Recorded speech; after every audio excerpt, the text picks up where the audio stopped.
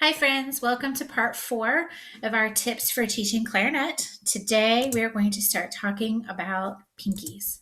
Why are there so many pinky keys? Few rules to remember. Don't use the same pinky twice in a row. So if you've got to go from like A flat to F, you can't do that. Okay, got to have a note in between. This pinky key right here, this top right one, is the king. It's the decision maker. So if you have a low A flat or an E flat, like fourth space in the staff, in your music somewhere, that is the pinky that's going to determine where your other pinkies are going to go.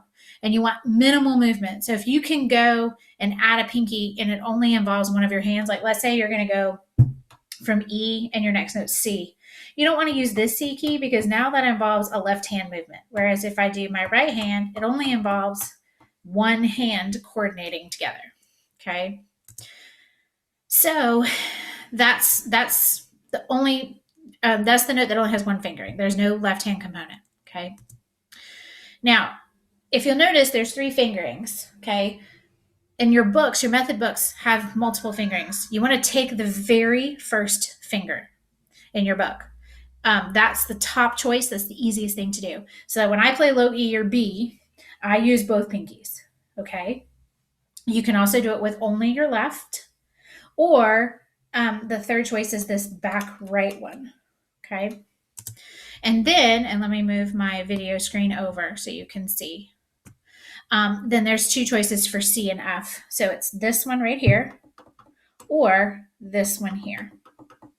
Okay. So you have to know where those pinky options are. All right, let me move my screen back over.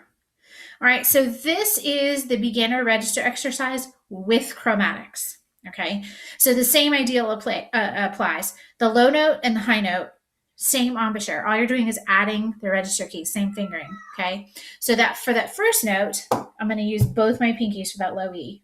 For measure 3 on the F, I'm going to use my right one. So I'm just lifting left.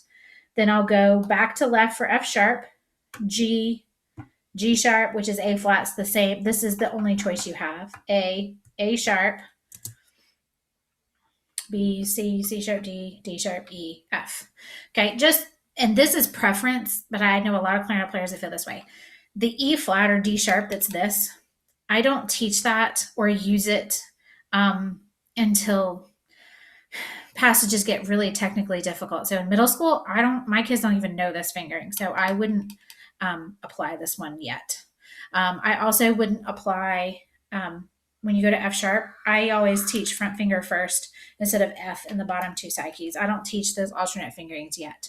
So same idea applies. Make sure that you know your enharmonics. So G sharp, A flat, D sharp, E flat, those kind of things. So this is the next exercise. It's the same thing as the beginner's exercise, register exercise, just with the chromatics this time. So good luck with that, and go back and reference those pinky charts, and I'll see you on our next section.